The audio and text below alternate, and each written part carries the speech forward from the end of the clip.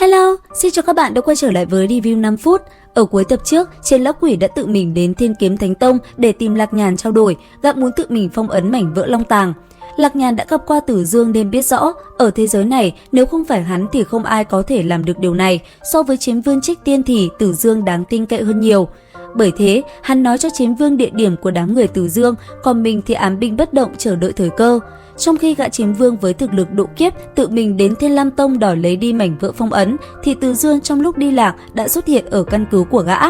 Biết được một đám trích tiên tụ họp lại muốn nhằm vào Thiên Lam Tông, Tử Dương dĩ nhiên không bỏ qua. Sau một hồi đợi những gã trích tiên kia nói những lời vô nghĩa, Tử Dương đã lập tức ra tay xử đẹp đám người này. Tuy nhiên, điều quan trọng nhất là dò đường thì hắn lại quên chưa kịp hỏi. Vì thế lúc này, hắn cùng với Hoang Cổ Chiến Long lại tiếp tục hành trình mò mẫm tìm đường về.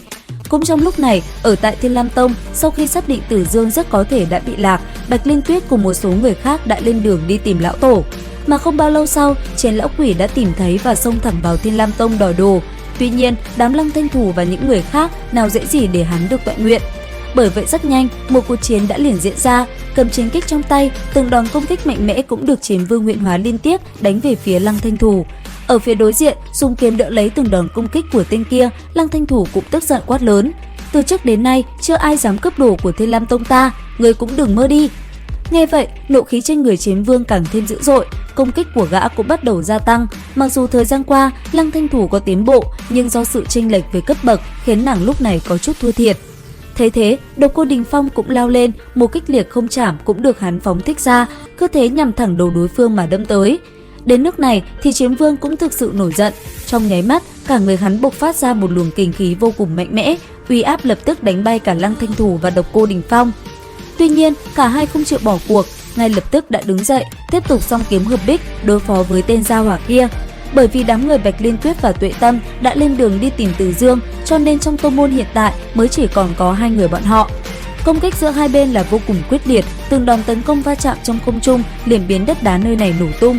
Không chỉ vậy, âm thanh vũ khí va chạm cũng vang lên những tiếng bạo chấn kinh khủng. Âm thanh đinh tai nhức óc này hiển nhiên đã đánh thức Vân Thú và Ma Thiên Cuồng Dao ở sau núi. Bởi thế, bọn chúng rất nhanh đã xuất hiện. Vừa tới chứng kiến Thanh Thủ và Đình Phong đang chật vật đối phó với một gã lạ mặt, Ma Thiên Cuồng Dao đã lập tức ra tay. Ngay khi nó phóng người lên, Chiến Lão Quỷ lập tức cảm nhận được một cỗ uy áp mãnh liệt đè ép khiến lồng ngực gã có chút khó thở.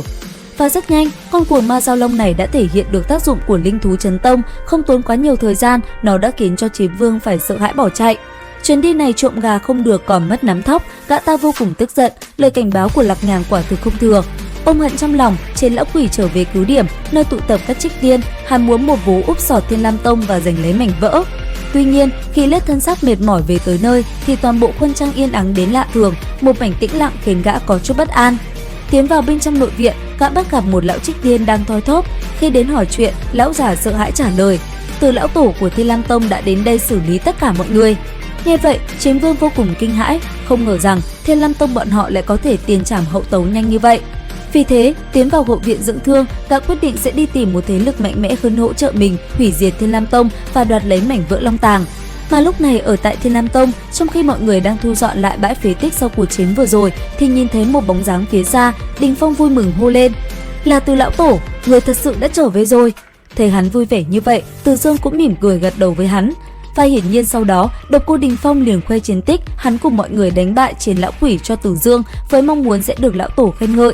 Đến đây thì cũng hết tập 67 luyện khí 10 vạn năm. Các bạn có tò mò về diễn biến tập tiếp theo hay không? Theo dõi kênh để biết thêm chi tiết nhé. Bây giờ thì xin chào và hẹn gặp lại.